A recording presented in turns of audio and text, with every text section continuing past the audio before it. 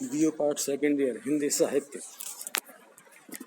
के विद्यार्थियों का इस ऑनलाइन वीडियो कक्षा में मैं doctor Surendra Kumar Gupta government college Kolayat आपका एक बार फिर से स्वागत करता हूं। आइए हम लोग पिछले दो वीडियो से पिछली केशव जो हैं रीतिकालीन रीति शुद्ध कवि, उनकी जो प्रबंध काव्य है रामचंद्र का, उनके पदों की व्याख्या कर रहे हैं। आज फिर पद नंबर 11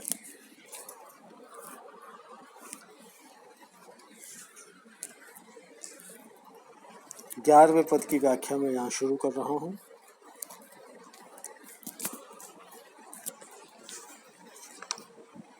प्रसंग वही चल रहा है, सीता स्वयंवर। सीता स्वयंवर में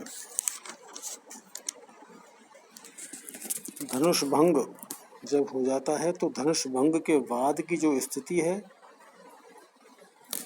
तीनों लोकों में क्या स्थितियां पैदा होती हैं, वहां उपस्थित जनों के हृदय में क्या कौन सी गति पैदा होती है, उस पर यहाँ प्रकाश डालते हुए कवि कहते हैं कि प्रथम टंकोर झुक झार संसार मद, चंड को दंड रहो मंड नवखंड को, चाली अचला अचल घाल दिगपाल बल, पाल ऋषिराज के वचन पर चंड को, सोधु द ईश को बोध जगदीश को, क्रोध उपजाए भृगनंद बारबंड को, बाध वर स्वर्ग को साध अपवर्ग, धनुष भंग को शब्द गयो भेद ब्रह्मांड को। प्रस्तुत जो ये पद्यांश है रामचंद्र का के सीता स्वयंवर अध्याय से लिया गया है, और इसमें श्री राम भगवान द्वारा जब शिव की धनुष को उठाकर उस पर प्रत्यंचा चढ़ा देते हैं, तो प्रत्यंचा चढ़ाने के बाद जब धनुष टूट जाता है तो उस धनुष के टूटने की ध्वनि जो होती है, जो टंकार होती है, जो प्रथम टंकार यहाँ केशव ने कहा है उसे, वो प्रथम टंकार जब पूरे संसार में व्याप्त हो जाती है तो उसको जिसने भी श्रवण किया, उस श्रवण करने वाले की मन की दशा का यहाँ पर वर्णन किया गया है। कवि वर्णन करते हुए कहते हैं कि जब भगवान श्री राम ने शिव धनुष को उठाकर उसका संधान कर दिया, उस पर प्रत्यंचा को चढ़ा दिया, तो उसकी भयंकर प्रथम टंकोर झुक झार संसार मद, प्रथम टंकार से जो भयंकर थी, उस भयंकर टंकार से उत्पन्न जो शब्द हुआ, जो ध्वनि प्रकट हुई, उस ध्वनि ने झुक झार संसार मद, संसार के मद को झार कर, झुक कर झुका दिया, झार कर दिया अर्थात नष्ट कर दिया। झुक यानी झुका दिया, झार यानी नष्ट कर दिया। क्या अर्थात उस कठोर प्रथम टंकार ने, धनुष की प्रथम टंकार को सुन करके संसार के जो समस्त शक्तिशाली मद से भरे हुए, घमंड से भरे हुए, दर्प से भरे हुए जो पुरुष थे, जो राजाएं थे, उस प्रथम टंकोर ने उनके दर्प को, उनके मद को, उनके घमंड को नष्ट कर दिया और उन सबके मस्तक को झुका दिया।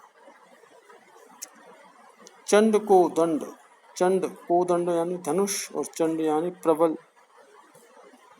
धनुष। चंड को दंड रहो मंड नव खंड को, और उस प्रबल धनुष की जो प्रथम टंकार थी, जो ध्वनि थी, वह नव खंड को रहो मंड, समूचे 9 खंडों में मंडित रहो।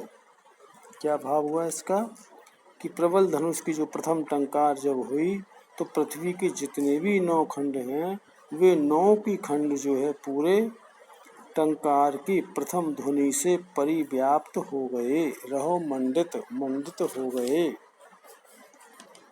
9 खंड जो हैं वो सब उस भयंकर ध्वनि से व्याप्त हो गए और समूची 9 खंडों में एक भय का वातावरण बन गया, निर्माण हो गया।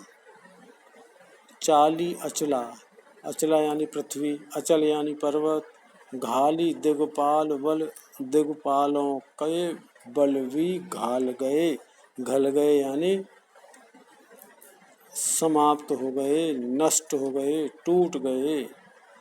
ठीक है, तो क्या जो धरती है जो हमेशा स्थिर रहती है, ठीक है, जो संयम का प्रतीक है, धरती धैर्य का प्रतीक है, इस प्रथम टंकार की ध्वनि से वह धरती भी चल गई, अर्थात धरती का धैर्य भी डोल गया, अस्थिर हो गई। और जो अचल पर्वत होते हैं, जो चलते नहीं हैं, अर्थात जो अडिग होते हैं पर्वत, वो भी चलायमान हो गए, कांपने लगे। चलायमान का मतलब पर्वत भी कांपने लगे। घाल दिग्पाल बल, और जो दिग्पाल हैं इंद्र वरुण यम और कुमेर, जो चारों दिशाओं के प्रतीक हैं, चारों दिशाओं के देव हैं, उनका जो बल था, अर्थात उनको अपनी शक्ति पर जो गर्व था, बल का मतलब उनको अपनी शक्ति पर जो गर्व था, वो भी वहाँ पर चकनाचूर हो गया, उनका बल भी टूट गया। पाली ऋषिराज के वचन पर चंड को, और कवि यहाँ कहता है ऐसा लगता है मानो कि उस भयंकर धनुष की टूटने की टंकार ने, ध्वनि ने पाली पालन किया। ऋषिराज, ऋषियों के राज विश्वामित्र के वचन पर चंड को, उस प्रचंड जो प्रचंड है, वचन है जो कैसा वचन, जो प्रचंड है, प्रचंड वचन की पालना के लिए, प्रचंड वचन की पालनार्थ ही विश्वामित्र ने जो वचन लिया था, उस विश्वामित्र के प्रचंड वचन का यहाँ पर उसने पालन किया है, ये यहाँ का अर्थ लगेगा। अर्थात ऐसा लग रहा है मानो उस टंकार ने, उस प्रबल धनुष के टूटने की ध्वनि ने विश्वामित्र के प्रचंड वचन को यहाँ पर सहर्ष पालन किया है। सोधु द ईश को बोधु जगदीश को, और उस टंकार ने ईश्वर को सूचना दी। सोधु द ईश को, ईश को स्मरण कराया कि हे प्रभु सब आपके अनुसार ही हो रहा है। बोध जगदीश को, और भगवान विष्णु को, जगत के जो ईश हैं उनको बोध कराया कि प्रभु सब आपके आदेश अनुसार ही हो रहा है, आपके इच्छा अनुरूप ही कार्य हो रहे हैं। ठीक है, क्रोध उपजाए भृगुनंद बारिबंड को, लेकिन ऐसा लगता है कि इनको शोध और बोध करवाने के उपरांत इस टंकार को सुन करके जो भृग के नंद हैं, जो बारिबंड हैं, बारिबंड यानी शक्तिशाली हैं भगवान परशुराम, उन परशुराम की क्रोध उपजाए, उनके मन में क्रोध को पैदा कर दिया। ठीक है, अर्थात महाबली परशुराम के मन में अत्यधिक क्रोध उत्पन्न कर दिया। बाधि वर्ग, बाधि माने बाधा डालना, बर स्वर्ग को, साधि अपवर्ग को, धनु भंग को, शब्द गय भेद ब्रह्मांड को। और क्या हुआ कि वह जो शब्द है प्रथम टंकार है, उसने स्वर्ग में श्रेष्ठ जो माना जाता है स्वर्ग, उस स्वर्ग के जो दैनिक जो कार्य हैं, कार्य व्यवस्था है, उसको बाधित कर दिया। अर्थात टंकार की गूंज ने स्वर्ग के दैनिक कार्यों को बाधित किया, और साधि अपवर्ग को, स्वर्ग का अपवर्ग जो धरती के जो वासी हैं उनको मोक्ष प्रदान की। साधि अपवर्ग, अपवर्ग मोक्ष को साधा, अर्थात मुक्ति दिलाई, धनुष भंग को शब्द गयो भेद ब्राह्मण को। और जो वो धनु भंग का जो शब्द है, धनुष टूटने के उपरांत जो पैदा हुआ प्रथम टंकार है, वह कहाँ गया? भेद ब्रह्मांड को, अर्थात ब्रह्मांड को भेद गया। कहने का मतलब समूचे ब्रह्मांड में, चराचर जगत में फैल करके सभी को उसने स्तंभित कर दिया। स्तंभ की तरह, खंबे की तरह सब लोग एक टक हो गए, किंग कर्तव्य मूढ़ हो गए, अर्थात सबको विचलित हो गए, मन में विचलित हो गए। तो यहाँ पर इस पद के अंतर्गत भगवान श्री राम द्वारा शिव धनुष की जो प्रत्यंचा वो चढ़ाते हैं तो वो टूट जाता है। तो उस टूटने से जो उसकी ध्वनि जो उत्पन्न होती है, उसका यहाँ पर ऊहात्मक वर्णन किया है। ऊहात्मक वर्णन होता है जिसको सुन करके दूसरे व्यक्ति के मन में विभिन्न प्रकार की प्रतिक्रियाएं होने लगती हैं, तो वो प्रतिक्रियाएं ही ऊहात्मक कहलाती हैं।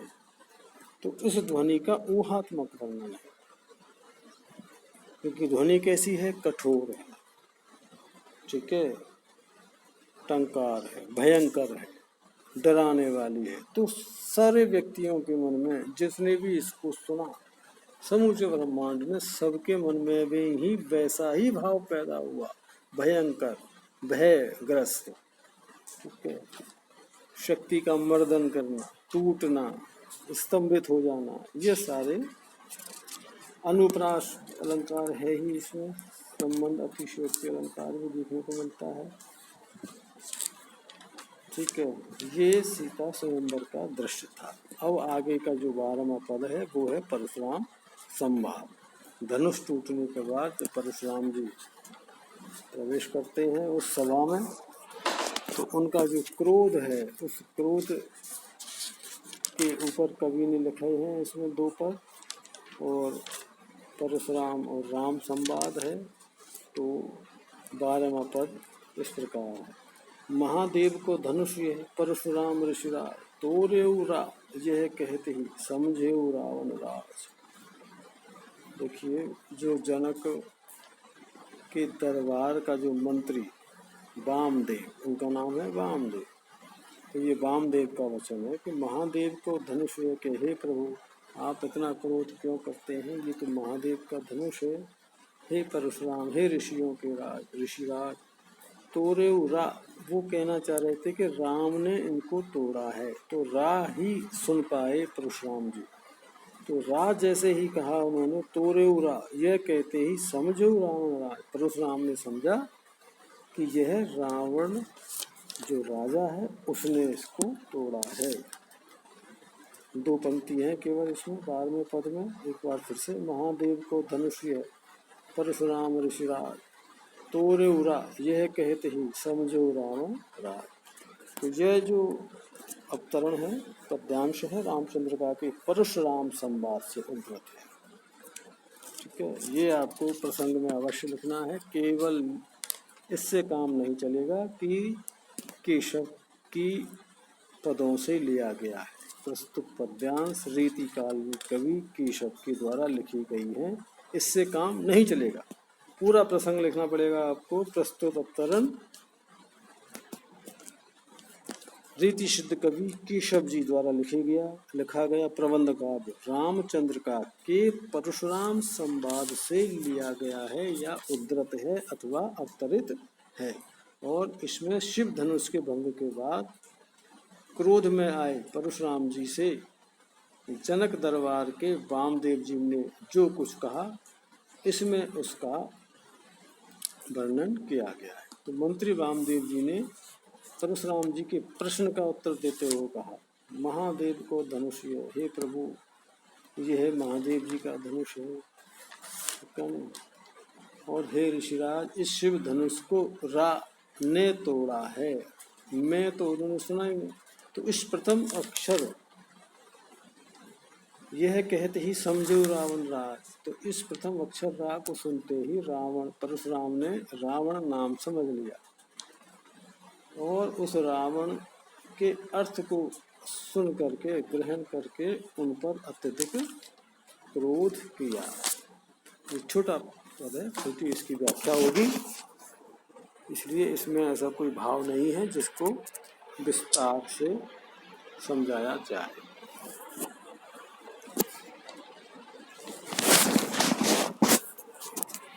अब 13वें नंबर का पद है परशुराम उवाच। परशुराम संवाद से जो लिया गया है, परशुराम जी का यहाँ पर वचन है। परशुराम जी कहते हैं, क्रोध में भर करके परशुराम ने धनुष के टूटने पर या वामदेव जी के वचनों को सुनने के उपरांत जो उन्होंने कहा वो इस पद के अंतर्गत है। बरबान सिखीन अशेष समुद्र सो की सखा सुख ही तरी हो, पुन लंकई ओट कलंकित के फिर पंख कलंकई की भरी हो। भल भूज के राकस खाक सो के दुख दीरग देवन को दरी हो, सित कंठ के कंठन को कंठला 10 कंठ के कंठन को करी। देखिए यह प्रसंग जो है पद्यांश जो पद्यकांश है, ये वही रामचंद्र का के परशुराम संवाद प्रसंग से उद्धृत है। और इसमें भी शिव धनुष भंग के बाद परशुराम जी क्रोध करते हुए वहां पर आए तो वामदेव ने राम का नाम लेने के लिए केवल रा कहा, तो पूरा शब्द सुने बिना परशुराम जी ने समझा कि धनुष तोड़ने का अपराध रावण ने किया। इसलिए वे अपने कुठार अपने फरसा को संबोधित करते हुए ये कहने लगे कि बरबान सुखीन अशेष समुद्र सो की सखा सुख ही तरियो। बरबान श्रेष्ठ बाणों, सुखीन अग्नि, मेरे पास जो श्रेष्ठ अग्नि बाण हैं उन अग्नि बाणों से अशेष समुद्र, अशेष यानी जो शेष नहीं है, दूर दूर तक जो विस्तारित है। कौन? समुद्र, अर्थात संपूर्ण समुद्र को श्रेष्ठ अग्नि बाणों से सोखी सुखा दूंगा। सखा, हे सखा, सखा कौन? कुठार, ठीक है। कुठार क्या मतलब? फरसा, जो उनके हाथ में शस्त्र है वह है। सुख ही तरियों, और मैं सुख पूर्वक तरी हूँ। तरी हूँ का मतलब सुख पूर्वक नहीं, यहाँ अर्थ लगेगा आसानी से मैं तरी हूँ, इस समुद्र को पार करके उस लंका में चला जाऊंगा जो सोने की है, ठीक है। ये यहाँ पर इसका अर्थ हुआ।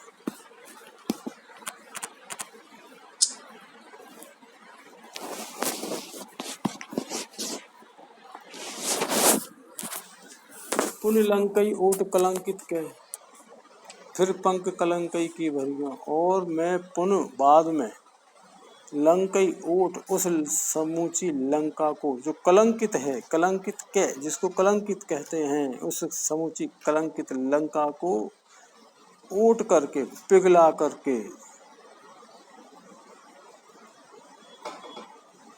पुनः उस लंका को, स्वर्णमयी लंका को जो कलंकित है, जिसने गलत काम किया है, उसको मैं अपने क्रोध की अग्नि से, श्रेष्ठ अग्नि बाणों से उसे पिघला दूंगा।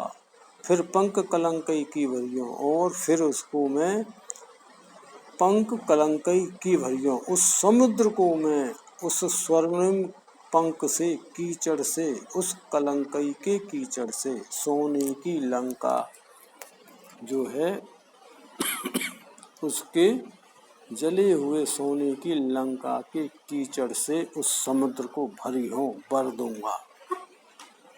ये कवि यहाँ कहना चाहता है। भल भूज के राकस खाक सोके दुख दीरद देवन को दरियो, और मैं भली भली यानी भली प्रकार से भूज के जला करके राकस खाक सो के मैं उसको खाक कर दूंगा, अर्थात लंका को अच्छी तरीके से जलाकर मैं उसको राख कर दूंगा। दुख दीरघ देवन को दरियो, और जो दीर्घ है दुख है, दीर्घ यानी बहुत जो लंबे समय के दुख हैं, जो जनता यहाँ के जो देवता हैं, मनुष्य हैं, जो त्रस्त हो रहे हैं रावण के दुखों से, उन देवों को, मनुष्यों को दरी हो यानी दुखों से, भय से मुक्त करूंगा। सित कंठ के कंठन को कंठला, और सित कंठ शिव भगवान का जो प्रतिघर्षित कंठ यहाँ शिव भगवान को कहा गया है। कंठन को उनके गले के कंठुला माला बनाऊंगा। 10 कंठ के कंठन को करी, और उस 10 कंठ जो 10 सिरों वाला राजा है रावण, उनके 10 सिरों को काट करके शिव जी के गले की माला बना दूंगा। ये यहाँ पर इसका अर्थ हुआ है, और समय की बाध्यता है इसलिए इसका अर्थ किया है। इसकी व्याख्या हम अगले ऑनलाइन वीडियो कक्षा में करेंगे। तब तक के लिए आप सभी को नमस्कार।